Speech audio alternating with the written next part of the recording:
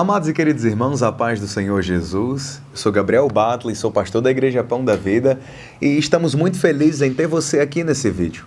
A palavra de Deus diz assim, em Lucas 11, verso 28, Bem-aventurados são os que ouvem a palavra de Deus e guardam. E é exatamente isso que você vai fazer agora. Nesse vídeo que você está para assistir tem uma mensagem poderosa da parte de Deus para o seu coração. Então, que essa bem-aventurança se cumpra na sua vida. Que você escute essa mensagem e guarde ela no seu coração. E como você vai guardar ela no seu coração, aquilo que Deus falou com você, eu gostaria que você comentasse aqui embaixo. Aquela aplicação patenteada, específica, como Deus falou com você através dessa mensagem. E também quero te convidar a compartilhar e a se inscrever neste canal. E eu quero fazer um agradecimento especial a cada pessoa que oferta e que dizima nessa obra. Você não sabe, meu irmão, quanto você está ajudando o reino de Deus a crescer. Que Deus te abençoe e que essa mensagem fale ao seu coração. Fique na paz. Glória a Deus. Queridos, como dito há algumas semanas, Acho que foi 2 semanas atrás, nós vamos iniciar hoje a segunda edição da nossa série de mensagens falando sobre o jejum que agrada a Deus. Eu estava meditando esses dias sobre a importância do jejum e comecei a pesquisar quanto tempo fazia que a gente não falava sobre isso aqui na igreja e que muita gente não tinha sido instruída, e percebi que faz quase 2 anos, Adriano, que a gente tinha feito aquela série de mensagens sobre jejum. Então, como a gente precisa ser muito mais lembrado daquilo que a gente aprendeu do que aprender coisa nova, a gente vai falar sobre jejum nas próximas semanas, a partir de hoje, também nas próximas semanas. E a gente vai ver essa ferramenta que Deus deixou, essa disciplina espiritual que o Senhor deixou para transformar a vida do crente. Jejum é uma ferramenta que transforma a vida do crente. E a gente vai aprender isso na palavra. Eu gostaria que você abrisse a sua Bíblia no Evangelho de Lucas, capítulo número 5. É o nosso texto base, esse texto será nosso trilho para a gente falar. O tema da nossa série de mensagens, o jejum que agrada a Deus. Eu posso, meu irmão, falar com propriedade, porque eu fui uma pessoa que não jejuei durante muito tempo na minha caminhada com Deus. Jejuei no início, deixei de jejuar porque eu achava que não precisava, e quando eu voltei parecia que o céu se abriu para mim. Então a gente vai contar muitos testemunhos a respeito disso, mas eu tive a minha vida transformada por meio do jejum e da oração. E eu sei que se a gente começar a percorrer esse caminho bíblico, você vai ver que é muito importante jejuar. A gente vai falar hoje, o tema de hoje é o jejum que agrada a Deus. E a gente vai desmistificar muita coisa que a gente aprendeu errado sobre o jejum. Lucas capítulo 5, verso número 33. Lucas 5:33, a minha versão aqui é Nova Almeida atualizada. E diz assim: Então eles disseram a Jesus: Os discípulos de João frequentemente jejuam e fazem orações. Os discípulos dos fariseus fazem o mesmo, mas os seus discípulos comem e bebem. Jesus, porém, lhes disse: Será que vocês podem fazer com que os convidados para o casamento jejuem enquanto o noivo está com eles? No entanto, virão dias em que o noivo lhes será tirado, e então naqueles dias eles vão jejuar.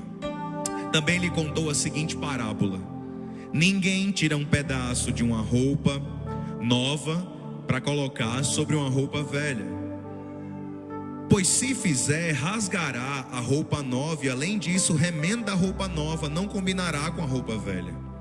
E ninguém põe vinho novo em odres velhos, porque se fizer isso, o vinho novo romperá os odres, o vinho se derramará e os odres se estragarão. Pelo contrário, vinho novo deve ser posto em odres novos. E ninguém, tendo bebido vinho velho, prefere o novo, porque diz: o velho é excelente. Feche seus olhos, ore comigo. Pai, no nome de Jesus, te agradecemos, te louvamos Estamos tão felizes, meu Deus, pela oportunidade de estar aqui na tua casa, pela tua graça, pelo teu amor. E eu peço, Senhor Jesus, que a tua bênção seja conosco para esse momento de ensino. E como sempre, Senhor, eu peço, dê aquela aplicação específica e fala exclusivamente com cada irmão que aqui está, que teu Espírito Santo faça isso. Eu peço a ajuda do teu Espírito Santo também, meu Deus, para que seja mais do que ensino doutrinário, que não seja, Senhor, um curso sobre um jejum, mas um convite do teu Espírito Santo, para que a gente vá a um lugar mais profundo na sua presença, para que a gente descubra, Senhor, tesouros que a gente não sabia, que a gente não conhecia, e que agora, por meio da tua palavra, a gente vai viver o melhor que o Senhor preparou para a gente. É isso que eu oro. Move cada irmão aqui está a ter fome de jejuar. Só o Senhor pode fazer isso. É isso que eu oro e te agradeço no nome de Jesus. A igreja diz: muito bem, meus amados, vamos refletir um pouquinho sobre esse texto. A gente vai falar um pouquinho sobre Lucas 5, mas o nosso propósito hoje é desmistificar várias coisas que nos ensinaram a respeito do jejum na nossa caminhada com Jesus. Eu aprendi muitas coisas erradas sobre jejum. Muita coisa errada eu aprendi sobre jejum. A gente vai falar sobre algumas delas hoje. Sobre não pode falar. Quem aqui já ouviu que se você tiver de jejum, se falar, perdeu? Tem que ser o jejum secreto, absoluto. Tem que vir acompanhado de um curso 007. Porque se a sua esposa descobrir que você está de jejum, perdeu. E aí, você que é casado, como é que jejua escondendo da esposa? Nos dias normais, come feito um pedreiro na escassez. Aí num dia você diz: estou sem fome. Como é que faz? Todo mundo sabe que você não recusa pão de queijo, não recusa bolo. Você, pelo contrário, você come até o que sobra. E aí um dia você chega e diz assim: não quero comer. E aí? Então tem muitas coisas sobre jejum que a gente aprendeu errado, mitos e mitos. E aí o nosso propósito hoje é desmistificar. Lucas 5, essa referência aqui sobre o jejum aparece também em Mateus 9, do verso 14 ao verso 17, também em Marcos 2. Como é que aconteceu isso daqui? Jesus, ele cura um paralítico. Logo após ele curar um paralítico, Cafarnaum vira um alvoroço. Todo mundo fica extremamente angustiado, porque alguém tinha levantado um paralítico e disse: teus pecados são perdoados.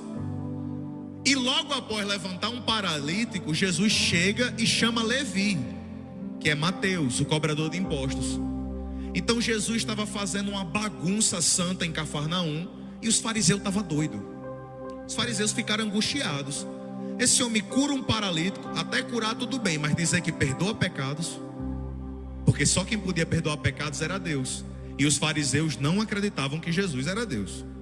Então Jesus perdoa os pecados, vai mais à frente, chama Levi, que era cobrador de impostos. Era a raça de víboras de Cafarnaum. Prostitutas, cobradores de impostos, leprosos. Era assim a escória de Cafarnaum. Mulheres surpreendidas em adultério. Era um pior tipo de pessoa de Cafarnaum, da cultura judaica. Cobradores de impostos, prostitutos. Havia até um adágio popular da época, judaico. Isso está nas histórias de Flávio José. Se você já tiver lido, você vai lembrar. Ele diz que um judeu que ajuda uma prostituta, um coletor de impostos ou uma mulher adúltera não é digno do perdão de Deus. Então eles tinham um ódio por essa classe. Jesus perdoa pecados, chama um cobrador de impostos. Aí eles bolam alguma estratégia para tentar descredibilizar Jesus. E eles fazem uma pergunta: os teus discípulos ninguém nunca viu jejuar, mas os discípulos dos fariseus e os discípulos de João Batista jejuam. Então eles pegam uma pergunta acerca do jejum, coloca Jesus num canto de parede, e aí Jesus dá um ensinamento. Jesus ensina o que a gente leu. Poderia alguém fazer os seus convidados jejuarem enquanto o noivo está com eles? Quem é o noivo da igreja? Jesus. Poderia. Eu estava até conversando esses. Faz que dia foi que você casou, Garcia? dia 27 de junho. Irmão Garcia estava dia 27 de junho no casamento dele lá na fazenda. Eu cheguei para Enéas e peguei na mão dele e disse: Enéas, hoje todo jejum está repreendido em nome de Jesus. Hoje é dia de festa de casamento. Hoje é dia da gente comer. E eu lembro que Enéas levou muito a sério, comeu uns 4 pratos daquele do buffet. Glória a Deus por isso. Mas a ideia de Jesus era dizer o seguinte: os convidados de um casamento jamais poderiam jejuar enquanto o noivo estivesse presente. Mas haveriam dias em que o noivo lhe seria tirado.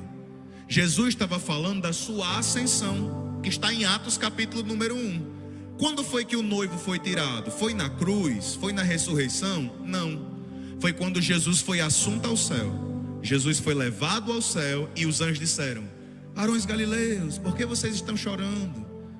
Da mesma forma que um dia este Cristo que vocês veem subiu ao céu, um dia ele voltará. Então eles estavam falando o seguinte: ele foi assunto ao céu, o noivo foi tirado e chegou o tempo. Então desde Atos capítulo 1, da ascensão de Jesus até o dia de hoje, até a volta do Senhor, nós estaremos com esse mandamento de Jesus aqui. No entanto, virão dias, verso 35, em que o noivo lhe será tirado, e naqueles dias eles vão jejuar. Jesus estava dizendo que nos dias em que o noivo fosse tirado, nós deveríamos ter a prática do jejum. Só que pelas muitas coisas que a gente aprendeu, ao longo dos séculos de igreja, a prática do jejum foi meio que sendo escanteada. Porque jejuar, tem um livro de um teólogo, pastor canadense, não lembro o nome. Ele fala que bom não é jejuar, bom é ter jejuado. E a gente fala mais sobre isso daqui a pouco. Vamos lá, eu quero me ater a desmistificar. O que muitos irmãos usam é várias referências bíblicas para desencorajar a prática regular do jejum. Desencorajar a prática regular do jejum. Porque assim como ler a Bíblia, orar, louvar, jejum entra numa categoria chamada de disciplina espiritual. Disciplinas espirituais que o crente tem: vida devocional, orar, ler a Bíblia, louvar e jejuar. As 4 disciplinas espirituais. Aí dentro de ler a Bíblia você tem estudo da palavra, você tem meditação. Dentro de louvar é o que engloba a adoração. Vamos lá. A maioria das pessoas não tem um jejum como uma prática regular. E eu vou falar exatamente o porquê. Eles procuram muitas vezes na palavra brechas para desencorajar o jejum. É aquele crente que procura versículo para não fazer a vontade de Deus. Você conhece algum crente assim? Exemplo desse tipo de crente: não, dízimo é do Antigo Testamento. Não, eu não preciso congregar, eu sou a igreja. Você conhece algum crente assim? Eu não preciso ir à igreja, eu sou a igreja. Eu não preciso ter Jesus já me... Enfim, é a galera que entende a palavra de Deus errado. E a gente só tem um jeito de combater ensino errado. Aos pastores que estão aqui, preste atenção nisso, que isso é muito importante. Pastores, pregadores, só tem um jeito de combater ensino errado: oração? Não, ensino correto. Porque só tem um jeito de você combater uma mentira: falando a... Vocês concordam comigo?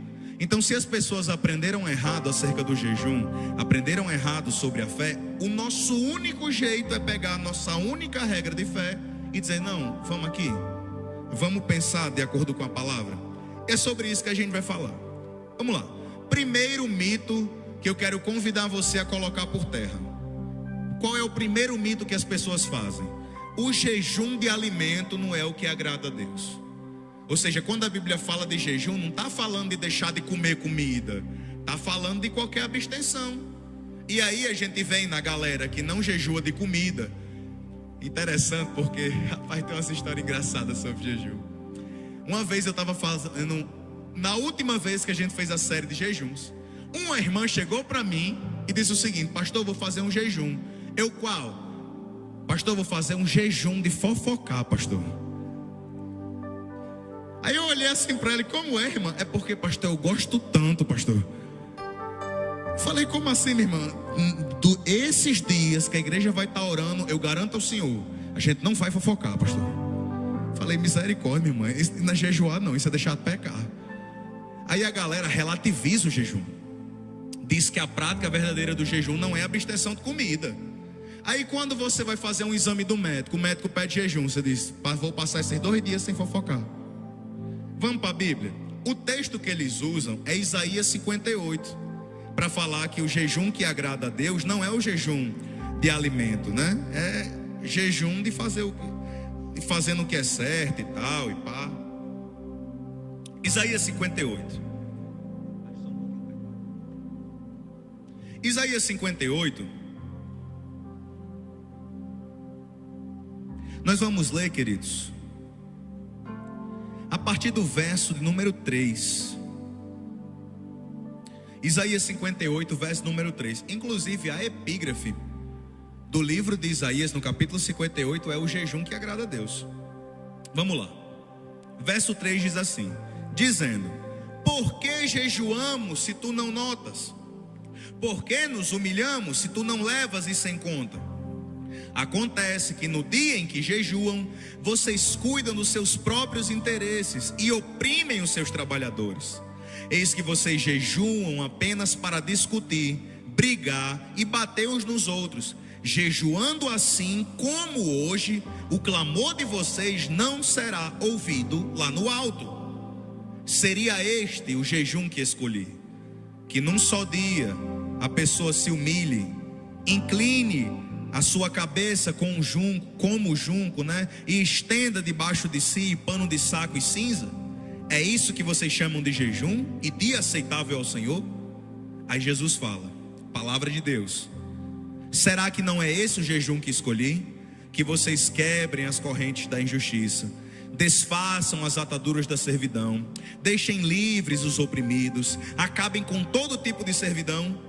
Será que não é também que vocês repartam seu pão com os famintos, recolham em casa os pobres desabrigados, vistam os que se encontram nus e não voltem as costas a seu semelhante? Aí verso 8: então a luz de vocês romperá como a luz do alvorecer, e a sua cura brotará sem demora. A justiça irá diante de vocês, e a glória do Senhor será a sua retaguarda. Vá lá para o verso 10. Se abrirem o seu coração aos famintos, socorrerem os aflitos, então a luz de vocês nascerá nas trevas, e a escuridão em que vocês se encontram será como a luz do meio-dia. O Senhor os guiará continuamente, lhes dará de comer até em lugares áridos, e fortalecerá os seus ossos. Vocês serão como um jardim regado, como um manancial cujas águas nunca secam. Amém? Olhando para esse texto aqui, a gente pode pensar o seguinte: Deus estava condenando o jejum. Em qual sentido? Ficar sem comer. E qual é o jejum que agrada a Deus de verdade, pastor Gabriel? Olhando somente para esse texto isolado. Não, o jejum é ajudar o faminto, dar um pão a quem está com fome. A vida que Deus quer jejuada é que eu não tenha maldade com ninguém, que eu ajude as pessoas, que eu seja um bom cristão, que eu auxilie quem está cansado, que eu seja um bom samaritano. Mas a realidade é que esse não é o sentido do texto 58 de Isaías. Por quê? O propósito aqui é fazer um alerta ao jejum hipócrita. A gente vai falar sobre isso nas outras semanas, sobre propósitos de jejum, propósito principal e propósitos secundários. Mas o propósito principal do jejum é agradar a Deus. Quem aqui é casado? Levanta a mão e dá uma glória a Deus aí. Só os casados. Tá baixo, viu? Cuidado para não se complicar em casa. Quem é casado? Levanta a mão e dá uma glória a Deus aí. Glória a Deus. Fala até em língua, irmão, agora. Todo homem casado ou mulher casada, aqui e acolá, quer fazer um agrado para a esposa ou para o marido. Sim ou não? Sim ou não? Imagina eu quero fazer um agrado para minha esposa Isa. Amor, sábado vou levar você num restaurante chique, se arrume. Dá uma glória a Deus aí, irmão. Acho como foi fraco. Vou levar só ela, não vou levar vocês não. Levar você, amor, bota aquele vestido perfume. Eu vou lhe agradar sábado. Depois ainda vou pagar um açaí, que eu sei que cabe. Vou fazer, você vai ter um dia de princesa, mas não vá de qualquer jeito. De manhã, você vá para o salão. Passe 8 horas no salão, que é o que você costuma passar. A maioria das mulheres, 4 a 8 horas, né? Quando vai. Passa o tempo que você quiser. Quando sair do salão, tá aqui o cartão. Vá no shopping, gasta o que você quiser, sem limites. Um sonho, hein? Um sonho. De noite eu levo você para o restaurante chique. Ela teve um dia de princesa. Massagem no pé, tudo que eu queria fazer para agradar ela. Só que quando chega no restaurante, enquanto a gente está aqui sentado, ao invés de ficar prestando atenção nela, eu fico paquerando com a garçonete. Diga misericórdia. Eu fico olhando assim, encarando outra mulher em outra mesa, ao invés de prestar atenção na minha esposa. Tudo que eu fiz durante o dia para agradar ela, vai valer? Não. É sobre isso que é Isaías 58. É a galera que faz o jejum, para de comer, mas no restante do dia fica pecando. Eu vou fazer um jejum, aí vou tratar mal minha esposa. Vou fazer um jejum, vou falar mal com alguém. Vou fazer um jejum, vou ficar ignorante. Vou fazer um jejum, vou fofocar. Vou fazer um jejum, vou mentir. Vou fazer um jejum, mas eu adultero. Seu jejum não vale de nada. Porque você tenta agradar de um lado, mas existe um desagrado muito maior. Quem está entendendo diz amém? Imagina essa galera aqui de Isaías 58. No dia lá, todo mundo com fome, gemendo: Deus, Adonai, Jeová, muda a nossa história, repreenda esse cativeiro. Aí quando saía do clamor, ia prestar culto a Baal, ia oprimir os escravos que eles tinham, iam ferir, eram avarentos, eram mentirosos. Era isso que Deus estava dizendo. Deus não estava condenando a prática do jejum, estava dizendo que a vida de vocês não condiz com o que vocês estão me oferecendo. Vocês estão querendo me agradar, mas estão paquerando com o pecado. Quem está entendendo diz amém? Então o jejum que agrada a Deus é quando ele está acompanhado de uma vida que condiz com ele. Como assim, pastor Gabriel? No dia que eu for jejuar, é interessante que o tempo que eu não vá comer, eu me dedique ao Senhor. Se você durante o jejum não se dedica ao Senhor, não é jejum, é passar fome. Porque o que torna esse jejum santo é você consagrar ele a Deus. Mesmo exemplo. É o mesmo exemplo. Eu quero agradar de todas as formas, mas não vou dar atenção. Ela também ia ficar chateada. Vamos dizer, eu não paquerei com ninguém, mas eu na hora do jantar, peguei meu celular aqui, ó, passei o jantar todinho aqui. Ela ia ficar feliz ou triste? Feliz ou triste? Ia valer tanto agrado? Não ia. Então a galera que jejua, eu vou passar aqui amanhã, à tarde e à noite assistindo Netflix. Vou maratonar todos os filmes da Marvel, desde Incrível Hulk até Homem-Aranha. Vou ouvir todos os filmes. Vou assistir os 10 filmes dos Vingadores. Vou assistir tudo, que é para ver se o tempo passa mais ligeiro, para poder comer de novo. Você não jejuou não, tu passou fome. Porque se você só para de comer simplesmente por parar de comer, não faz sentido nenhum. É ou não é, gente? É o mesmo exemplo. Com Deus nós temos um relacionamento. E quando a gente olha para essa palavra, a gente percebe que o Senhor está falando justamente de hipocrisia.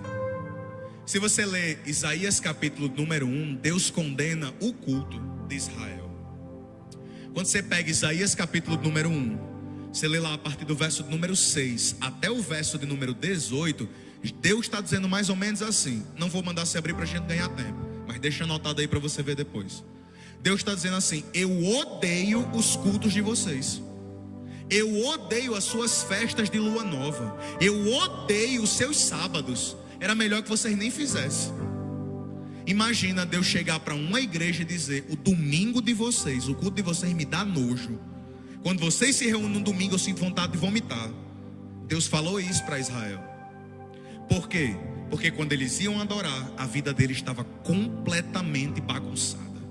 Era da adoração para o pecado, imediatamente após. Então aqui está condenando o quê? Eu paro de me alimentar, mas vou pecar deliberadamente. É a falha. Ah, pastor, quer dizer que quando eu estiver de jejum, eu assumo a vida de um querubim. Quando eu estou jejuando, asas espirituais crescem. E eu ficarei impecável, incorruptível, incontaminável, incheirável. Vai vir um irmão me dar a paz do Senhor fazer: não fale comigo, estou de jejum. Por quê? A paz do Senhor, não me toque, para não escapar a santidade. Tem uma galera, rapaz, que é desse jeito, né? Eu estou no meu momento com Deus, não me toque. É ou não é? Vocês conhecem a galera assim, né? Quem conhece os irmãos assim, dá um sinal com a mão. Se você não conhece, tá ligado, né? Pode ser você. É aquela galera que quando ela tá espiritual, é quase a galera de outra religião ali, de um centro. Um centro ali. Desceu agora.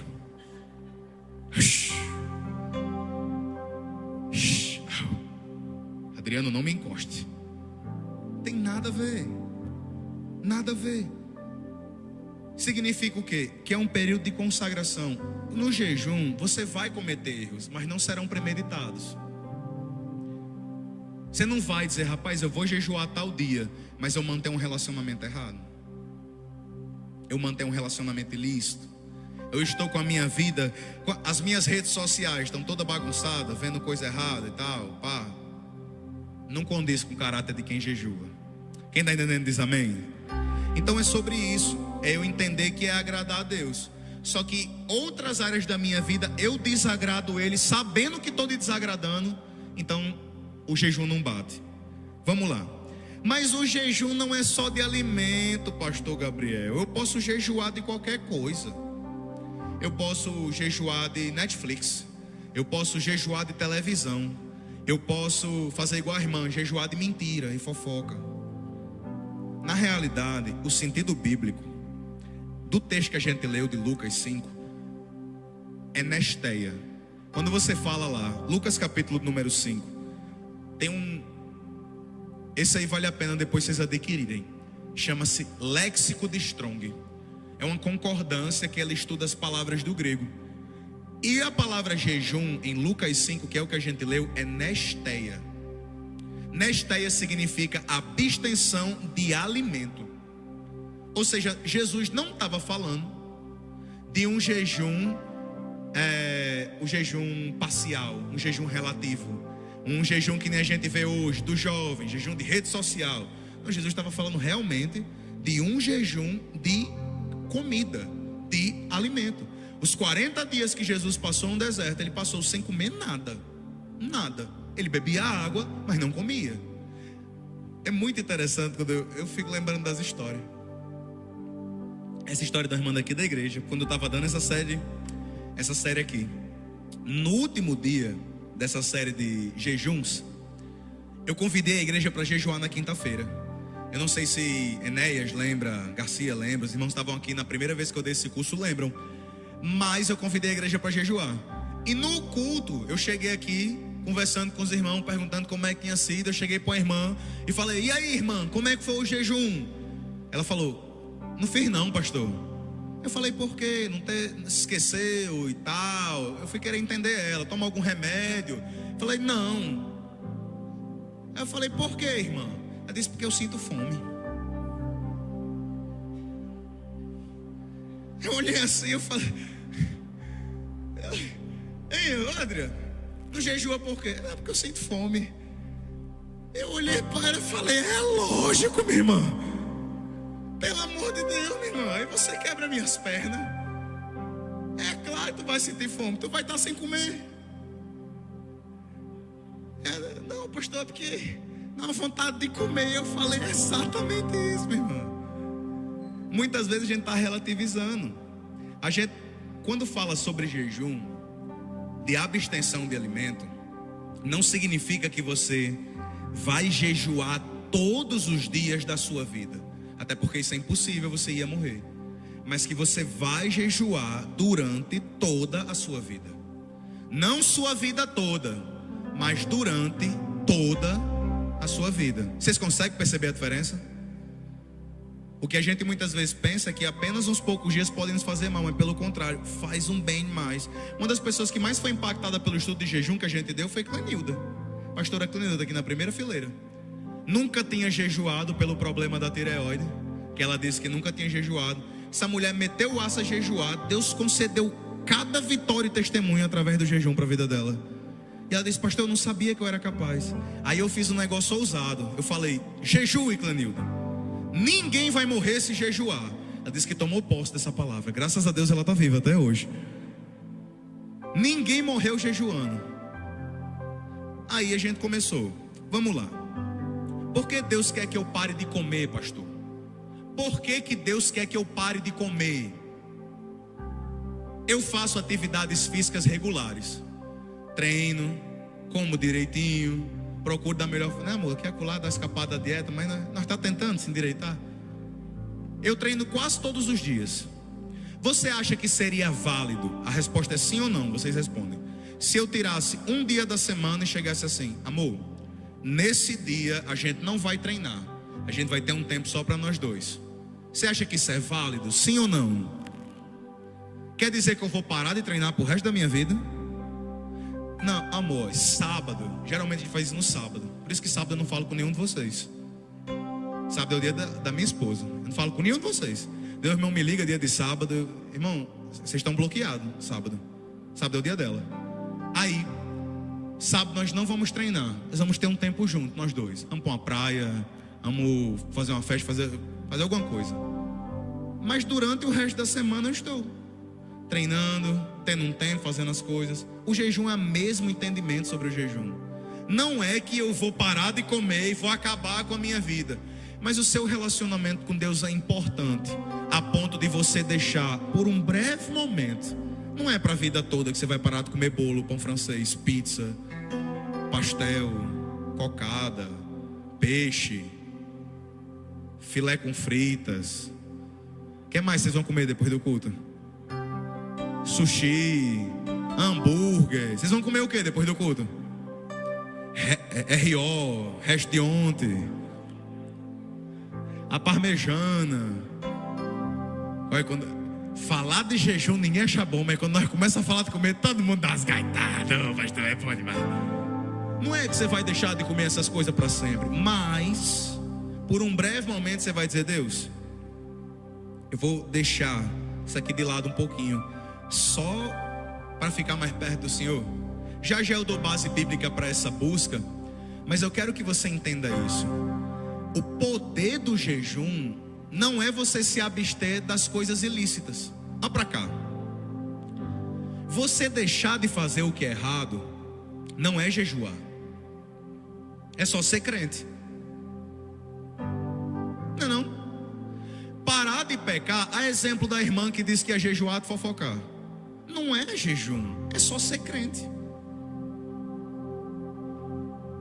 Então quando você para de fazer coisa errada porque está jejuando, você não está jejuando, você só está virando crente, pelo menos um dia. E aí, pastor? O poder está em eu fazer a abstenção, eu me guardar daquilo que é lícito. Verdade, meu irmão, seja dita. Abrir mão do que é ruim é muito fácil, mas abrir mão daquilo que é bom. A Bíblia tem inúmeras passagens do Senhor abençoando a comida. E a comida é sagrada, tida como um canto sagrado. A mesa é sagrada, mas a gente deixar esse lugar por um momento para a gente se dedicar mais ao quarto. Deus santifica o quarto, a mesa e o altar. Os 3 lugares que o Senhor santifica: quarto, mesa e altar. Você deixar por um breve momento o que você está na mesa à sua disposição, um banquete, para você se dedicar mais ao quarto. Meu irmão, isso é para quem crê. A gente precisa entender que isso vai nos levar a um lugar de proximidade com o Pai. Eu abrir mão daquilo que Isla não gosta que eu faça para agradar ela, não é um agrado muito bom. Mas eu abrir mão daquilo que eu gosto de fazer, que é bom para agradar ela, aí, meu irmão, é totalmente diferente. Quem está entendendo diz amém? Então vamos lá. Terceiro mito, nós falamos qual? Primeiro mito, o jejum não é de alimento. Segundo, a gente falou, quem jejua não pode, o jejum é de ações, eu tenho que fazer o correto, nem é só de alimento. Terceiro mito, quem jejua não pode falar que está jejuando. Quem já ouviu isso? Dá um sinal assim com a mão. Todo mundo já ouviu. Todo mundo que é crente, pelo menos há um tempo já ouviu. Se descobrir que você está de jejum, perdeu. E por causa disso, a nossa cultura evangélica, nossa cultura de igreja é fraca de jejum. Porque se não pode falar, ninguém ensina. A partir do momento em que eu me dispus a trazer essa série de jejum para a igreja, tem irmão daqui da igreja que já fez jejum de 21 dias, só na água. Tem uma galera aí da igreja que toda semana jejua 2 dias por semana, que uma vez por mês jejua 3 dias só na água, que busca o Senhor e que está sendo ricamente abençoado por isso, porque a gente começou a falar sobre. Aí qual que era a cultura? Eu nunca aprendi sobre jejum até virar pastor e começar a estudar sobre, porque nunca me ensinaram, gente. Eu aceitei Jesus quando tinha 9 anos de idade. Só diziam, jejuar é importante.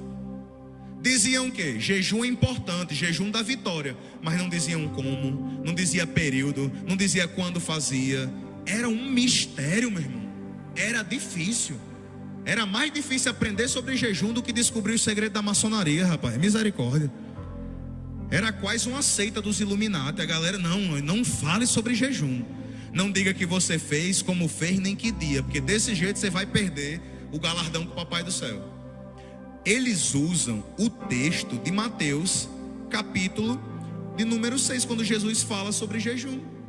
Quando ele fala a respeito dos hipócritas. Não façam como os fariseus, que vão à sinagoga, desfiguram o rosto para parecer que estão jejuando.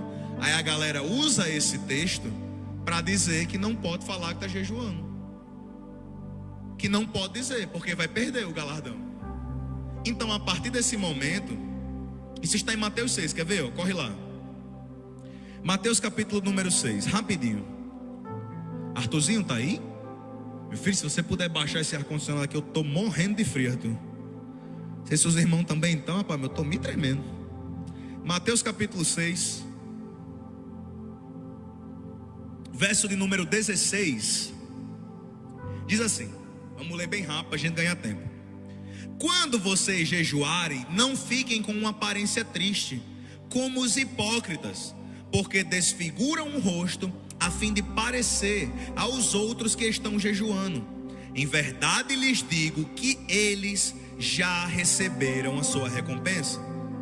Mas você, quando jejuar, mais uma vez Jesus está dizendo quando e não se, expectativa de que você jejue. Mas você, quando jejuar, unge a cabeça, lave o rosto, a fim de não parecer aos outros que você está jejuando, e sim ao seu pai em secreto. E o seu pai que vem em secreto lhe dará a recompensa. Jesus estava dizendo o seguinte: quando você estiver de jejum, você não precisa tocar trombeta para isso. Eu vou sair por Mossoró e região, em todas as congregações da igreja Pão da Vida, e quem não conseguir me ouvir, eu mando recado. Tô de jejum, viu? Tô jejuando. Pra quê? Porque quer parecer mais santo. E a verdade é que o jejum é aquele bom e velho tapa nas costas, que chega assim e diz assim: não fez mais que sua obrigação. A gente acha que quem jejua é muito mais do que quem não jejua, mas a verdade é que só fez a obrigação de crente. Ano passado, finalzinho do ano passado, a Adriana Carina, ela não está aqui, mas essa história é muito engraçada. Ela disse: pastor, li a Bíblia toda pela primeira vez em um ano, me parabenize. E ela estava dando carona para ela. Eu olhei para ela e disse assim: minha filha, você não fez mais que sua obrigação. Ela: pastor, misericórdia, nem para dar uma palavra de apoio para mim. Eu falei: tu não fez mais que sua obrigação. Quer dizer que tu, crente, lê a Bíblia em um ano é para eu cantar, bater palma para você? Aí a gente acha que o jejum é do mesmo jeito. É igual um crente chegar e dizer: pastor, dei o dízimo. Fez mais que sua obrigação. Você não está prestando conta comigo, nem está prestando conta com Deus. Você está só fazendo, cumprindo o mandamento. A verdade é que muitas vezes a gente encara isso de uma maneira errada. encara as disciplinas espirituais de uma maneira errada, não vive a fé que Deus tem preparado para a gente, e os que vivem a gente se acha tão santos. Mas na verdade, meu irmão, o jejum nos leva a um lugar de simplicidade com Deus, a um lugar onde Deus transforma até o lado simples da nossa vida em extraordinário, para a glória dele, meu irmão. Então vamos lá, Jesus estava falando justamente desse alarde. Jesus não estava nem desencorajando o jejum, nem dizendo que era proibido falar sobre ele, mas estava dizendo que quem fizesse isso não fizesse por soberba. Existem pessoas que dão oferta, dinheiro na igreja para se amostrar, sim ou não? Aquela galera, havia isso antigamente. Na Pão da Vida, graças a Deus, nunca existiu. Para a glória de Deus, nunca vai existir. A gente fazer discriminação de irmãos. Eu vi igrejas assim. Eu visitava e já pertencia a igrejas assim, que fazia discriminação do irmão pelo tamanho do dízimo. Não, esse daqui, a disciplina dele é só 15 dias. Porque se ele passar 6 meses de banco, aí é 6 meses sem dízimo, a receita da igreja cai. Porque o dízimo é gordo. Irmão que recebia mais visita, recebia mais oração, mais instrução. Podia ser 2 horas da manhã, seu irmão ligasse: opa, pastor, eu lhe acordei. Me acordou não, profeta, estava orando pela sua vida, diga que teu servo ouve. Que o dízimo era 10 mil, o dízimo era 15 mil, o dízimo era 20 mil, e a galera tem um privilégio na igreja. Isso não é para ser. Tem gente que dá oferta para se amostrar, tem gente que canta para se amostrar, tem ou não tem? Tem gente que prega para se amostrar, tem ou não tem? Do mesmo jeito, Jesus está falando dos jejuadores amostrados. Dos jejuadores amostrados. Eu sou bem pé atrás com os irmãos. É muito questão de coração. Tudo quando a gente faz para Deus reflete o nosso coração. A gente faz com o nosso coração correto. Se a gente jejua com o coração errado, Deus não recebe. Deus não recebe. Então não adianta. Jesus estava falando justamente desse tocar de trombetas, de fazer alarde. Agora vamos para um pensamento lógico bíblico. Em Mateus capítulo 4, quando Jesus faz o jejum nele no deserto, estava só ele. No final dos dias Satanás o tentou durante todo o período, e nos últimos dias o tentou ainda mais. Jesus estava sozinho ou estava acompanhado? O que é que vocês acham? Sozinho ou acompanhado? Sozinho. Jesus recebe o batismo de João Batista. Logo após, a Bíblia diz que o Espírito conduziu ele ao deserto, onde ele jejuou 40 dias e 40 noites. Jesus foi só. João não foi com ele, Pedro nem tinha sido chamado ainda, André não tinha sido chamado. Ele foi sozinho. Foi antes de Jesus recrutar os primeiros discípulos, quando Jesus vai para o deserto para orar. E aí, Jesus foi sozinho. Como é que os discípulos iam descobrir que Jesus orou 40 dias? Como? Porque ele disse. Não, porque ele falou. Porque Jesus contou para eles. Então a questão, meu irmão, não é falar ou não falar, mas qual é a postura do seu coração? Quando você faz alguma coisa para Deus, quando você faz alguma coisa em oferta ao Senhor, em adoração, você tem que se priorizar muito mais com o seu coração do que com a opinião das pessoas. Se eu canto, eu canto na igreja. Se eu cantar na igreja, eu não devo ligar para a opinião das pessoas. Eu não devo ligar se elas vão dizer: poxa, canta muito bem, viu? Eu estou fazendo algo para o Senhor. É adoração a Deus. Ele que tem que receber. Do mesmo jeito o jejum, a oração, a pregação da palavra. Quem está entendendo diz amém. Então a gente precisa ter esse princípio, que nós estamos fazendo isso para o Senhor. E o testemunho inspira. Aí eu entro em outro ponto. Falar sobre jejum, Jesus não falou simplesmente para um dado. Jesus não falou que jejuou com seus discípulos para um dado, para um registro histórico, mas para inspirar eles. Quando eu falo para os irmãos a maneira como eu jejuo e como eu levo minha vida de jejum, não é para que vocês digam: pastor Gabriel é o cara e pá, pastor mais espiritual de Mossoró, quem mais jejua. Nem é. É só para que você veja que é possível, que tem um exemplo e como eu faço e vivo minha vida com Deus. É só para isso que a gente testemunha do jejum. Eu chego para Enéas, para irmão Garcia, para Rubens, para os irmãos que conversam comigo, eu digo, gente, eu jejuei de tal forma, me senti bem demais. E a gente compartilha experiências, não para que a gente fique soberbo em relação à nossa busca, mas para que haja edificação e encorajamento. Quem está entendendo diz amém? É tudo uma questão de posicionamento do seu coração. Eu gosto de encorajar os irmãos a jejuar. E o melhor jeito de encorajar os irmãos a jejuar é falando do jejum e falando que eu faço. Por exemplo, hoje na igreja tem uma galera que está de jejum e vocês nem sabem. Uma galera. A gente combinou, vai todo mundo jejuar hoje. E nós nem perdemos o jejum por causa disso. Uma galera, não estou eu sozinho não. Por exemplo, a liderança da juventude, Diego, Samara, Evaniele, Dini, Lucas e Luana, eu e minha esposa, a gente faz o grupo da liderança da juventude. Todo mundo jejua toda segunda-feira. Então, por favor, se for me chamar para ir na sua casa, não chame na segunda. Eu não vou poder comer o bolo, o pastel, meu irmão. Fazer uma visita na sua casa, uma visita pastoral. Se for dia de segunda-feira, eu não vou comer, vou tomar só o café preto sem açúcar.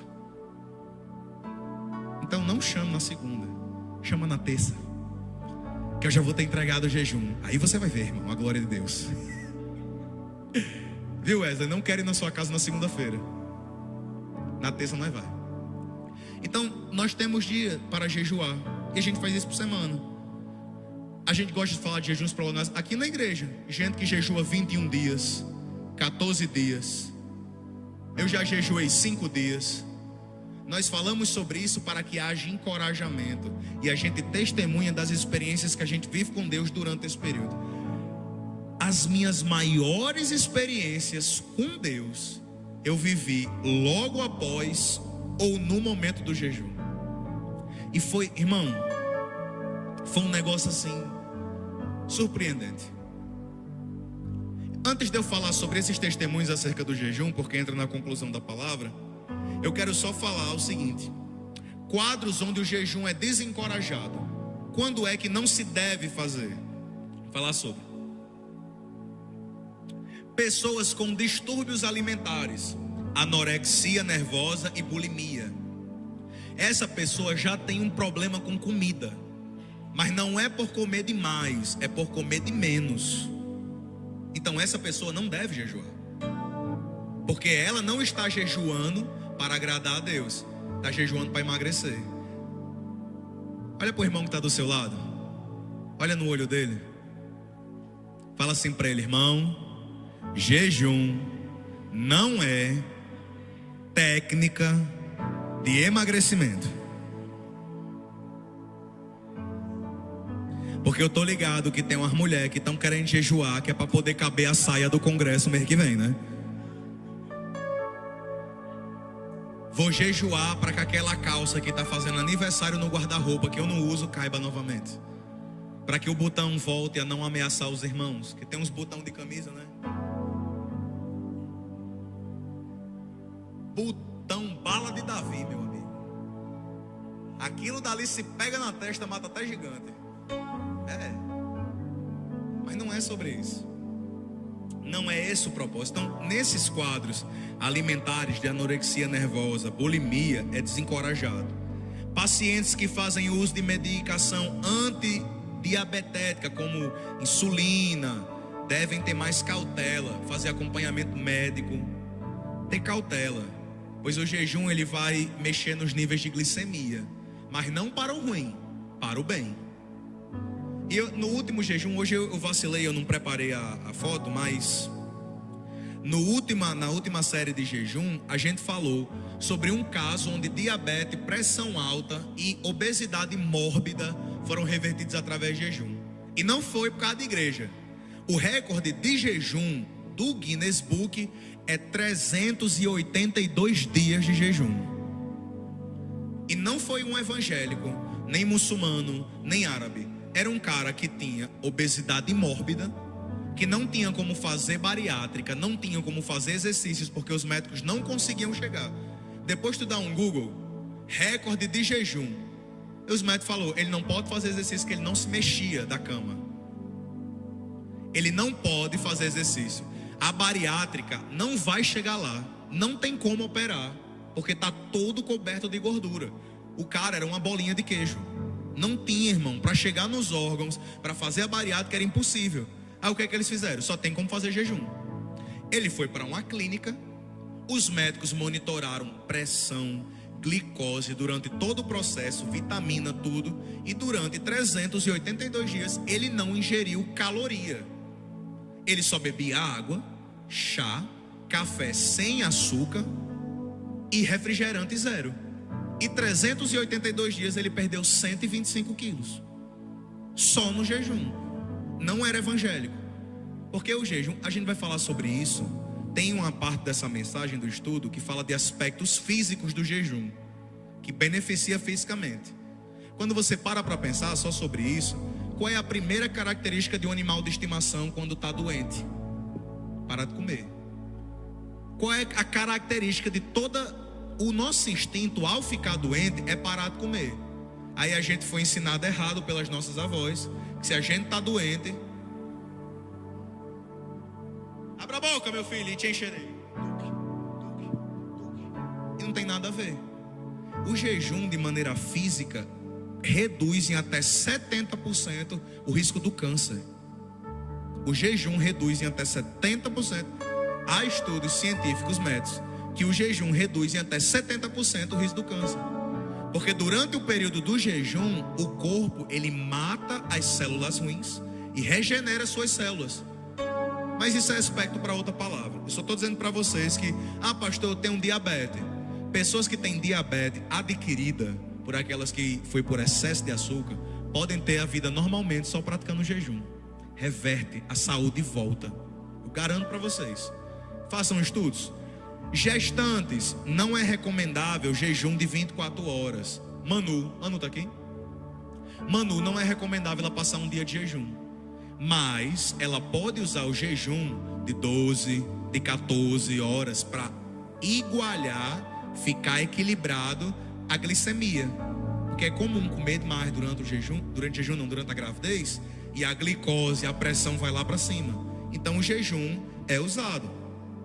Houve um estudo, tem um estudo feito com 18 mil gestantes que estavam grávidas e eram islâmicas no período do Ramadã. O período do Ramadã é uma festa do Islã, onde eles ficam do nascer do sol até o pôr do sol sem se alimentar. E é lei. Lá não tem conversinha fiada, não. Ou não fala. Tá ligado, né? Como é que é lá a parada? Lá não tem negociação, não tem comer escondido, não tem desobedecer o pastor, não. Lá a parada é boca quente. E no período do Ramadã ninguém come. Nascer do sol a pôr do sol ninguém come. Até as grávidas. E fizeram um estudo para saber se isso afetava. Não afetou nada. Elas continuavam, fizeram um estudo do leite, fizeram um estudo das taxas dela, da saúde do bebê, e não teve nenhum problema em relação a isso. Só que quando a gente está em questão das lactantes, tem uma pequena variação e é desencorajado. O que eu falo para os irmãos? Nível de Bíblia, nossa postura de fé como crentes na pessoa de Jesus. A irmã está grávida, não faça jejuns prolongados de 24 horas, de 48, 72. Você vai poder jejuar pelo resto da sua vida. Está lactante? Está dando de mamar? Não jejue. Quando desmamar um menino, você vai poder jejuar até o resto da sua vida. Fez uma cirurgia, está no processo de descansar. Pastor, teve até uma irmã agora, o médico de Evaniela desencorajou. Evaniela falou que a gente tem um hábito de jejuar sempre, e ela fez, como é o nome da cirurgia dela, amor? Esterectomia. Aqui tira o útero, né? É esterectomia, né? Fez esterectomia, e ela disse que não, lá na minha igreja a gente jejua, todo mundo. Aí o médico falou o seguinte: não faça. Quando você se recuperar 100%, você vai poder jejuar pro resto da sua vida. Mas nesse período, se recupere. Então sempre há um encorajamento a fazer e não a não fazer. Quando a gente olha para a Bíblia, ninguém é obrigado a fazer jejum. Eu quero que você olhe para cá. Ninguém é obrigado a fazer. Agora deixa eu dizer uma coisa para você. Você não é obrigado a orar. Você não é obrigado a louvar. Você não é obrigado a estar aqui me ouvindo. Você pode, irmão, você pode se levantar agora e ir embora para sua casa. Se você quiser. Você não é obrigado a vir à igreja. Você não é obrigado a escutar conselho de pastor. Não é obrigado. Às vezes as pessoas encaram o jejum como uma obrigação. Encaram isso. No Antigo Testamento, Israel tinha um dia de jejum, que era o Yom Kippur, do livro de Levítico, que era o dia que eles tiravam para jejuar. Só que hoje nós não fazemos isso por mandamento. Quem ora, não ora porque é obrigado a orar. Você não vem para a igreja para o pastor bater o olho em você e dizer: ó, Deise e João vieram para o culto de doutrina, tão crente. Não é obrigado. Na vida com Deus não é obrigado a fazer nada. Mas se você quiser entrar num lugar mais íntimo, entrar num lugar mais profundo e descobrir um universo que talvez você não tenha experimentado, eu tenho uma frase que acompanha meu coração, que é o seguinte: o jejum e a oração são os talheres que fazem com que a gente prove o avivamento. Ah, pastor, eu quero ser avivado. Ah, pastor, eu quero uma vida com Deus. Ah, pastor, eu quero no primeiro louvor do Pão da Vida Music eu estar rendido em adoração. Eu quero orar pelos enfermos. Eu quero sentir a presença de Deus. Jejum e oração. Ninguém é obrigado a fazer nada. Quando a gente proclama, por exemplo, um dia de jejum, que nem é o caso da liderança da juventude, eles não fazem isso por obrigação porque eu mandei. Quando eu coloco os jovens da igreja Pão da Vida: olha, vocês vão jejuar tal dia, ninguém come. Eu não sou o pai deles. Eu não tenho como colocar uma tranca na geladeira e dizer: hoje ninguém come. Nem lá em casa eu vou fazer isso com o Davi, que tem 6 anos. Mas quando a gente entende o princípio, por que a gente faz isso, aí a gente faz com gosto. Quando você começa a orar, é incrível. Você dobra o joelho para orar. Os primeiros 5 minutos da sua oração são insuportáveis. Como assim? Você vai lembrar de todas as contas que você não pagou. Vai ou não vai? Você vai lembrar daquele compromisso que você esqueceu de mandar mensagem. Você ajoelhou, vai vir: esqueci de mandar mensagem para fulano, meu Deus do céu, era para ter feito o Pix, eu não fiz. Você ajoelha: meu Deus, não tem um dinheiro ainda do cartão de crédito. Olha, meu Deus do céu, não paguei a conta de água, vamos cortar, tenho que me levantar agora. Meu Deus, a Coserne, Jesus, a TCM, meu pai. E você começa a lembrar de todas as suas obrigações nos primeiros 5 minutos de oração, porque é uma batalha contra a carne. Aí você vai batalhando, aí vem 10 minutos, você ainda não sintonizou. A oração vai ficar bom mesmo. Pastor Gabriel, quando eu sei que posso me levantar da minha oração? Quando você não quiser. Enquanto você estiver lá de joelho dobrado, com vontade de se levantar e ir embora, é porque não ficou bom ainda. É porque não ficou bom. A partir do momento que você estiver lá, aí o Espírito Santo entrar naquele lugar, irmão, aí você vai começar a sentir um negócio gostoso, sabe, no seu coração. Aí você vai começar e você não vai nem perceber, mas de repente vai vir umas lágrimas assim no seu olho. Você vai orar: olha, meu Deus, eu estou chorando. Aí você não vai ficar até sem palavra, porque você nos seus primeiros 10 minutos é o marido, a escola dos meninos, a igreja, o pastor. Quando você ficar quieto, aí Deus começa a falar com você. Eu imagino lá do céu, isso aqui é pensamento meu, depois você diz que eu estou errado, eu estou certo. Você falando tudo nos primeiros 10, 15 minutos de oração. Aí quando acaba as suas palavras, você ainda está lá de joelho, aí o Espírito Santo fala assim: já terminou? Não, terminou agora? Falou tudo o que você tinha para falar? Ah, meu Deus do céu, eu fui para a igreja e ela não me deu a paz do Senhor. Não me botaram para cantar no culto. Ah, Jesus, o pastor falou que vai levar só a pastora Isla para jantar, não vai levar eu. Ah, pastor, sem vergonha. Quando você tiver feito seus tititi tudinho, você falar tudo, aí você continua lá, vai embora não.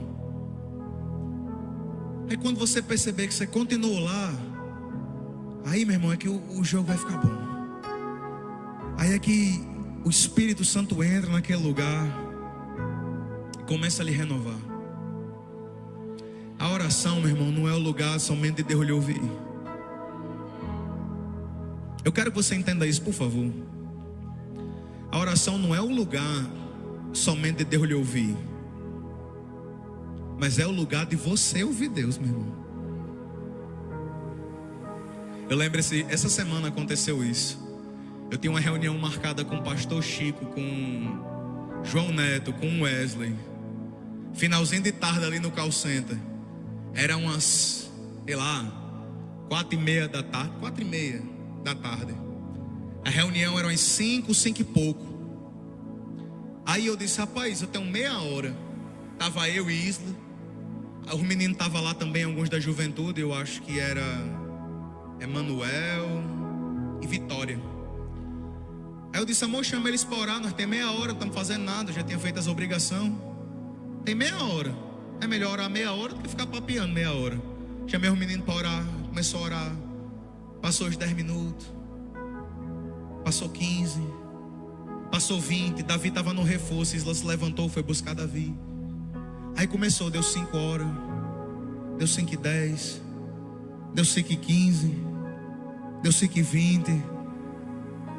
Aí Milena veio, bateu na porta assim e disse, pastor Chico está lá embaixo, mas os meninos para a reunião.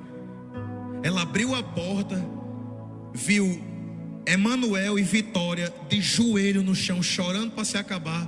Olhou, bateu o olho, eu olhei assim para ela, eu estava com as boticas de olho desse jeito, inchado de chorar. Ela fez, eita, reunião lá embaixo, fechou a porta e foi embora. Aí eu comecei a chorar, não estava um ambiente tão gostoso de glória. Eu comecei a chorar e falei, Deus me perdoa, mas eu não quero olhar para o Wesley e não para João Neto agora não. Eu não quero, eu amo meu pastor Chico Chaga, mas eu não quero falar com ele agora não. Eu quero ficar aqui, meu Deus. Aí começou às 5:15, 5:20, 5:25, Isla chegou com Davi. Davi abriu a porta, viu todo mundo, vem me deu um abraço. Eu comecei a orar por Davi. E pela primeira vez Davi ficou bem quietinho ali, me abraçando, orando, chorando e agradecendo a Jesus. Davi se levantou, foi embora. A gente ficou lá orando. E eu disse, tá bom Jesus, eu tenho que ir lá conversar com teus filhos. Mas mais tarde, deixa eu viver isso aqui de novo. Pastor Gabriel, quando é que o lugar secreto vai ficar bom? Quando a gente entender que a oração, que o jejum vão levar a gente para esse lugar. Meu irmão, se orar, se ler a Bíblia, se vir para o culto de ensino ainda está sendo um fardo, um peso para você, o jejum é uma ferramenta muito boa para você descobrir as maravilhas de Deus. E aqui eu quero voltar, eu quero fazer a conclusão dessa mensagem. Nós gostamos de viver o mínimo dos nossos relacionamentos. A gente gosta de... A única coisa que a gente gosta de ter sobrando é dinheiro, mas o resto é mínimo. Como assim? Vou usar mais uma vez a minha esposa como exemplo. Imagina, eu estou lá em casa. Isla chega para mim e diz, amor, você tem como dar banho em Davi? Ele está todo sujo, brincou. E você tem como dar um banho nele para a gente poder ir para a igreja? Aí eu falo, se eu não der um banho nele, você vai se divorciar? Ela vai dizer o quê? Não, amor, misericórdia. Eu dou, vou deixar. Aí depois que ela deu um banho, enxugou o menino, amor, você pode vestir Davi? Eu já dei banho nele. Será que você pode vestir para a gente ir para a igreja? Se eu não vestir ele, botar a roupa nele, será que você vai se divorciar? Ela vai dizer o quê? Não, amor, é só uma roupa. Não tem pra que isso não. Vem pro culto, vamos pra casa. Amor, você pode botar Davi pra dormir lá no quarto dele? Se eu não botar, vá você vai se separar de mim se eu não for? No outro dia, de manhã, diz, amor, você pode fazer nosso café da manhã hoje? Estou tão cansada. Se eu não fizer, separa? Ela vai dizer não. tu acha que esse relacionamento vai durar muito ou pouco? E o que é que significa isso? Senhor, se eu não orar todo dia, eu perco minha salvação? Não, meu filho. Senhor, se eu não ler a Bíblia todo dia, eu perco minha salvação? Não, meu filho. Senhor, se eu não der o dízimo, Senhor, se eu não jejuar, eu perco a salvação? Não, meu filho. Mas tu acha que seu relacionamento com Deus vai durar muito ou pouco? O problema é porque a gente foi ensinada, quando é para Deus, é o mínimo. Quando é para Deus, Senhor, é o tempo que sobra. Não orou por quê hoje? Não sobrou tempo. Vou convidar vocês para jantar lá em casa. Quem vai dar glória a Deus aí? Ainda bem que foi fraco. Imagina se fosse forte, amor. Eu vou convidar vocês para ir para a pizzaria, pagar pizza para vocês tudinho. Quem vai? Eu chamo vocês 7 horas na pizzaria Forno a Lenha. Antes do culto, nós enche o bucho e vai para o culto. Quando chega lá, eu já tenho comido. E você chega. Oxe, pastor, cadê a pizza? Eu digo, não, meu irmão, já comi, mas tem metade dessa daqui que eu comi demais, tô cheio. Pega essa metade da pizza que sobrou. Tu ia querer sim ou não? Ou ia ficar ofendido? O pastor me chamou para comer, disse que ia pagar. Quando eu cheguei aqui, ele me ofereceu metade de uma pizza que ele deixou de resto. Pastor, mas eu queria uma coquinha. Não, eu tomei aqui, ó. Tá meio ainda esse copo, toma aqui. É o que sobrou. Não tem mais não, é o que sobrou. Vixe, você ia se sentir ofendido, sim ou não? Sim ou não? Então por que com Deus você diz, não sobrou, meu Deus? Não orou por quê? Não sobrou. Não leu a Bíblia por quê? Não sobrou. É porque a gente está acostumado a deixar as sobras para o Senhor. E quando a gente olha para a Bíblia, não é um Deus de sobra, é um Deus de primícia. Meu irmão, o que sobra, sobra para Satanás. Teu Deus é Deus de primícia. Você vai acordar de manhã e antes de falar com todo mundo, você vai dizer, Deus, muito obrigado, porque eu estou vivo. É primícia. Jesus falou em Lucas capítulo número 6, eu estou encerrando, gente, mas eu preciso falar isso. Não é coincidência que antes de falar de vinho novo, de falar de roupa nova, Jesus fale sobre jejum. O jejum é a ferramenta mais poderosa para fazer a transformação de velha criatura para nova criatura. É a ferramenta mais poderosa. Jesus fala, dias virão que eles vão jejuar. Por que eles vão jejuar? Porque ninguém coloca remendo novo em roupa velha.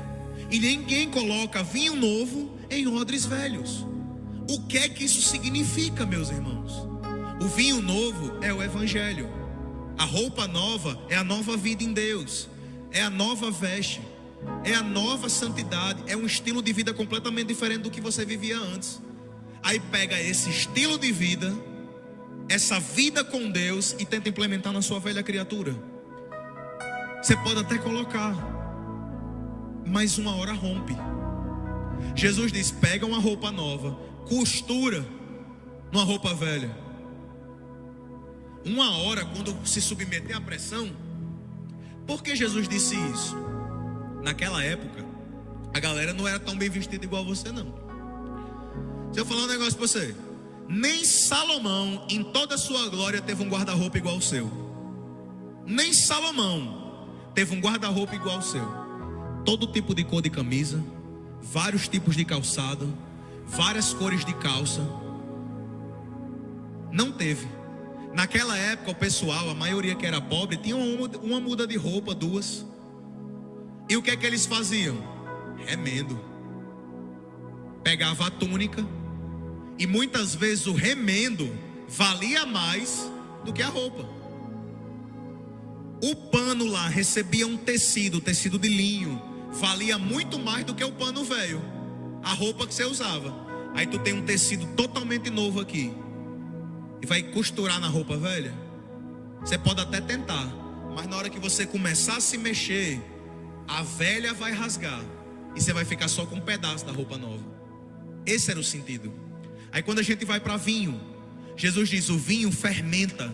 Você pega um vinho novo, coloca num molde. As bolsas eram de couro. Couro velho não expande. Couro velho, ressecado. Quem aqui nunca teve alguma peça de couro? Um cinto, uma bota, uma bolsa, as mulheres, alguma coisa que fosse um couro ou sintético, seja lá qual for. Ele, quando fica velho, resseca. Qualquer pressãozinha ele descola, ele racha, ele rasga, ele rompe. Aí Jesus estava dizendo: se você pega um vinho que vai fermentar, que vai crescer, que vai expandir, e coloca dentro de uma bolsa de couro velha, ela vai se rasgar. E qual é o sentido disso, pastor Gabriel? Se você não permitir ser mudado, ser moldado, o jejum é a ferramenta para isso. Para viver o novo de Deus, você está botando uma data de validade na sua fé. Como assim, pastor Gabriel? Você vai ser crente até o final desse ano. Quando você compra algum produto lá, leite, tantos meses de validade, você está dizendo: minha fé é perecível. Minha fé é assim como esse queijo, como esse iogurte, como esse leite, como esse produto. Se passar da data de validade, se estraga. É isso que Jesus está dizendo. O jejum é a ferramenta que faz com que a gente saia daquela velha natureza. Quando eu vejo um crente muito parecido com a velha criatura, eu já sei: está faltando jejuar, meu filho. Porque eu sou uma pessoa, a minha personalidade, o meu temperamento é colérico. E às vezes os irmãos me vê tão tranquilo e diz: pastor Gabriel, como é que você não estoura? Como é que você não fala? Vê uns irmãos para mim, rapaz, que dá vontade. Ah, se a gente pudesse.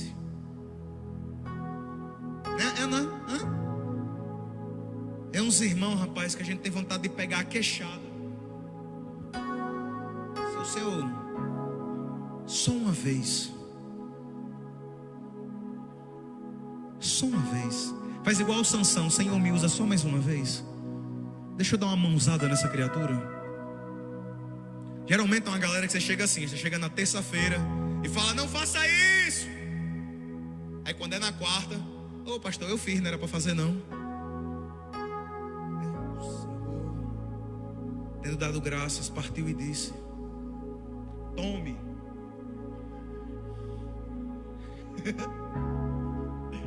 E como é que não vai? É no jejum, meu amigo.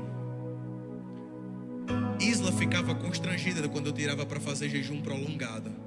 Porque se você coloca a culpa no seu temperamento, tem uma irmã daqui da igreja que a boca dela: não, pastor, porque eu sou sanguínea.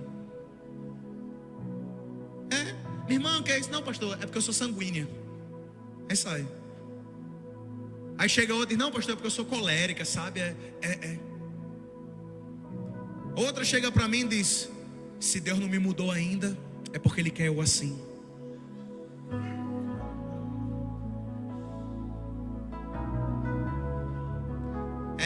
E o nome dela nem era Gabriela. Eu nasci assim, vou morrer assim. Vocês estão por fora. Ela chega, mete o H: se Deus não me mudou ainda, é porque Ele me quer assim, pastor. Ele gosta que eu seja assim.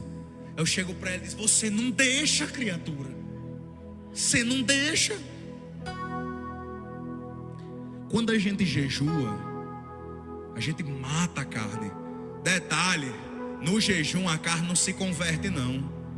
Você não aceitou Jesus para converter pecados. Agora o meu pecado é gospel. Meu pecado é um pecado evangelístico. Não, pastor, antes eu fofocava para o mundo, agora eu fofoco só para Deus. É uma fofoca evangelística. Eu chego, como eu estou falando só da igreja, aí é gospel. Eu chego e falo da irmã, falo do irmão, mas tudo da igreja, tudo da igreja. Não tem pecado nenhum.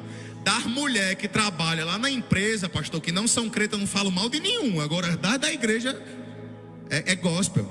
É evangelístico a jejuar. Não combina, meu irmão.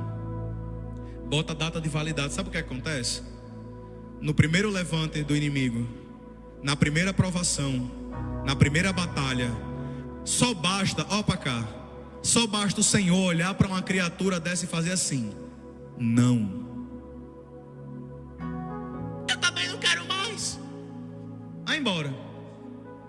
Também não vou mais para a igreja não. Ou o Senhor me dá isso, eu não vou mais. Quem já fez isso? Levanta abaixo. Eu fazia isso com Deus.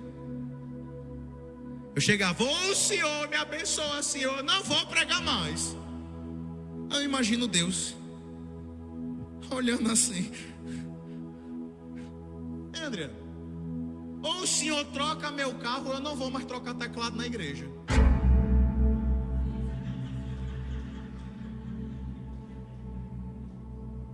Imagino Deus olhando lá do trono.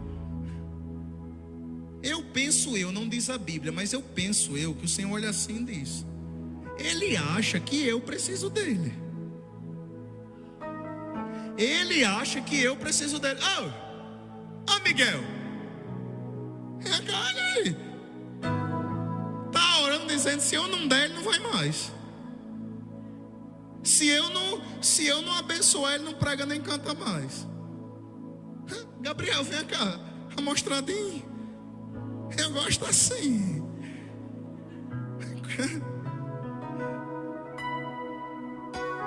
A gente acha que Deus precisa da gente.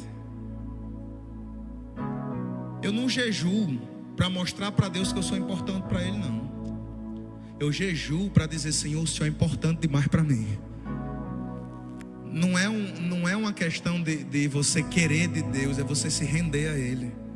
Mas a gente fala mais sobre isso na semana que vem. Vamos ficar de pé?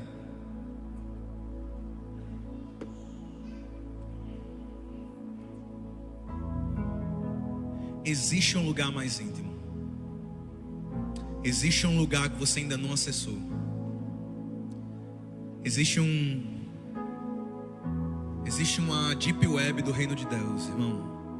Um negócio assim profundo, sabe? Talvez você pense: pastor, eu já vivi tantas experiências com Deus. Eu pensava a mesma coisa. Eu pensava que o que eu já tinha vivido, irmão, eu já vi anjos se materializar. Eu vivo contando esses testemunhos pro jovem para ver se ele se instiga a orar mais. Eu lembro de uma vez que a gente estava encerrando um período de consagração na minha igreja, na primeira igreja, na visão missionária. E a gente estava fazendo um retiro. A gente estava na praia de Baixa Grande, em Areia Branca. E foi a única vez que aconteceu, nunca se repetiu, da gente ver a materialização de um anjo. E talvez você tenha dito: pastor, era porque você estava de jejum. Eu não estava de jejum na hora. Graças a Deus nunca tomei remédio controlado. Espero nunca precisar tomar. Não foi falta de Rivotril, Conazepam, Diazepam. Eu estava perfeitamente do meu juízo. Aí você disse: pastor Gabriel, só viu você? Viu todo mundo. Pergunta a pastora Jossonete, o pastor Chico Chagas, que estavam lá também. A gente viu um anjo se materializar e toda a igreja viu. Ele apareceu na nossa frente, se levantou e sumiu assim passando. Quando ele passou, foi uma rajada de língua estranha. Pastor, qual era a raça? Querubim, anjo, serafim? Não deu tempo de perguntar. Eu não sei lhe dizer. Eu digo que era anjo porque foi nitidamente o Senhor que apareceu ali. E eu disse: rapaz, eu nunca vou viver um negócio tão extraordinário como esse na minha vida de novo. Até eu começar a jejuar. Eu lembro que quando eu encerrei um período de 3 dias de oração, foi 3 dias de oração e de jejum. Foi na véspera de um encontro com Deus. E no domingo, na manhã, no encontro com Deus, antes das pregações começarem, eu tinha entregado o jejum na sexta. Tinha jejuado, salvo me engano, ou foi terça, quarta e quinta, ou foi quarta, quinta e sexta. O encontro era no sábado. E quando foi no domingo pela manhã, antes das primeiras palavras, das primeiras ministrações do encontro com Deus, na hora que a gente foi receber o pessoal, quando começou a tocar um louvor, meu irmão, foi muito massa. irmão, foi muito bom. Eu lembro que a gente começou a cantar.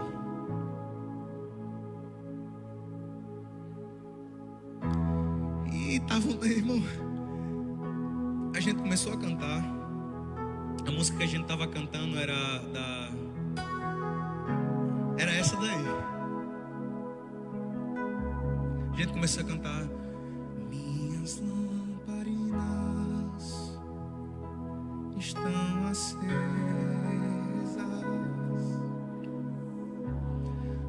Aí começou. Só estou esperando o barulho dos teus passos em direção à porta. E o pessoal estava entrando. Pode aumentar o teclado um pouquinho, Adriana? Pode aumentar.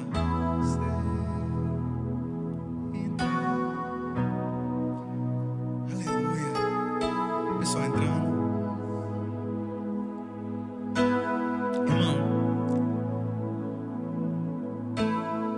eu estava no último lugar daquela igreja, lá onde ficam as câmeras.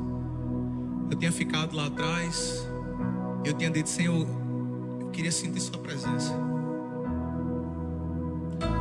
Aquela manhã, meu irmão, enquanto a gente estava cantando essa música, eu comecei a cantar e dizer: Jesus, volta para mim. Eu sei, meu Deus, que o Senhor vai voltar, mas volta o mais rápido possível. Não volta porque eu quero me ver livre das minhas dívidas. Não volte porque eu quero parar de pagar a conta, porque eu quero parar de ter problema. Mas volte porque eu te amo, Jesus. Volta porque eu amo o Senhor. E eu não queria mais um relacionamento assim à distância, meu Deus. Relacionamento à distância, Deus, tem que ter uma hora que chega junto. Então volta o mais rápido possível. E eu comecei a orar. Meu irmão, uma graça tomou de conta daquele lugar. E quando eu menos percebi, eu estava de joelho caído no chão. E eu não estava chorando. Quando eu caí no chão, foi quando eu senti uma mão tocando nas minhas costas. Mas eu sabia que não era ninguém, porque todos os voluntários do encontro estavam recebendo as pessoas. Nem Isla estava ao meu lado, ela estava na primeira da fila recebendo as pessoas. E mesmo que se eu tivesse pensando que era outra pessoa, não era um toque de uma mão humana. Quando aquela mão tocou as minhas costas, eu sabia que era o meu Senhor. Quando ele tocou as minhas costas, irmão, um negócio tomou de conta. Eu senti o toque físico nas minhas costas, meu corpo se arrepiou todinho. Eu comecei a dar uma rajada de língua. Quando tocou aqui, eu caí de joelho e eu comecei a urrar chorando. Mas eu não conseguia parar. Eu quase não consigo pregar depois. Porque enquanto estava todo mundo aqui já na nave da igreja se preparando para o dia do segundo dia do encontro, eu estava lá atrás chorando. E eu tentava me levantar, mas não conseguia. Eu não queria chorar, mas era involuntário. Eu chorava, uma presença tão gostosa. Foi logo após um período de jejum. E interessante porque nesse dia o Senhor disse para mim: eu quero que esse jejum seja de 3 dias. A gente vai falar sobre períodos em outro momento. Mas nesse jejum o Senhor me deu a data definida do período do jejum. E meu irmão, a recompensa foi muito boa. Foi, eu não vou nem dizer eu acho. Foi a experiência mais extraordinária da minha vida, irmão. Eu nunca senti a presença de Deus tão real na minha vida. Porque não tinha barreira. Você lembra do dia que você foi batizado com falar em línguas? Quem já é batizado com falar em línguas? Tu lembra do dia que você foi batizado com falar em línguas? Pensa nisso daí umas 1000 vezes pior. Irmão, e desde aquele dia eu busco ao Senhor continuamente, porque eu quero viver de novo, irmão. Eu quero encerrar essa mensagem dizendo que existe um lugar mais íntimo em Deus para você. Não viva só pelo necessário. Não querendo me justificar, mas não ache ruim se eu passar só 20 minutinhos do horário. Pega na mão da pessoa que está do seu lado. Deixa eu orar pela vida de vocês.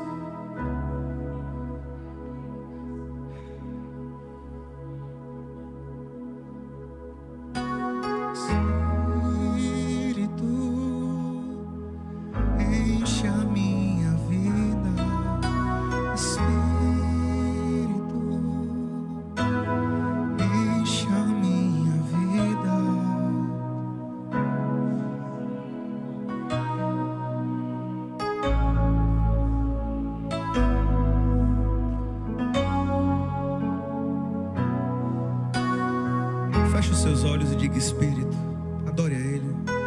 Espírito.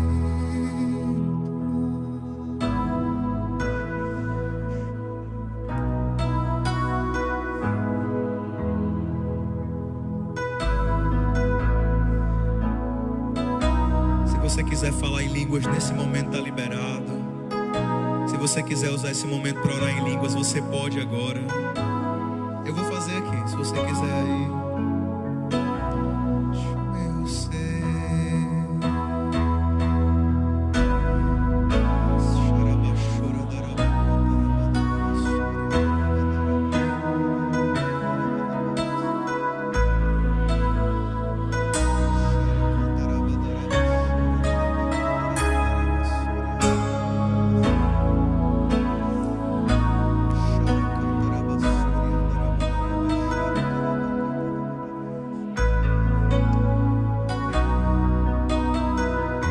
Minhas mãos.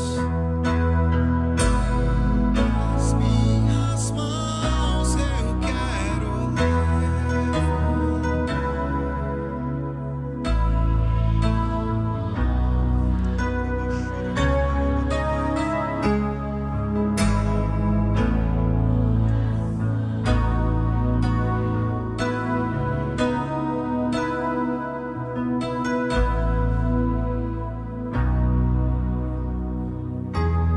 no nome de Jesus, muito obrigado, meu Deus, por essa primeira mensagem sobre jejum.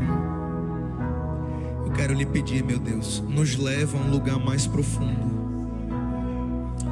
Nos leva a um lugar, meu Deus, onde as outras coisas perdem a importância, onde o dinheiro perde a importância, onde os relacionamentos terrenos perdem a importância, onde as amizades perdem a importância.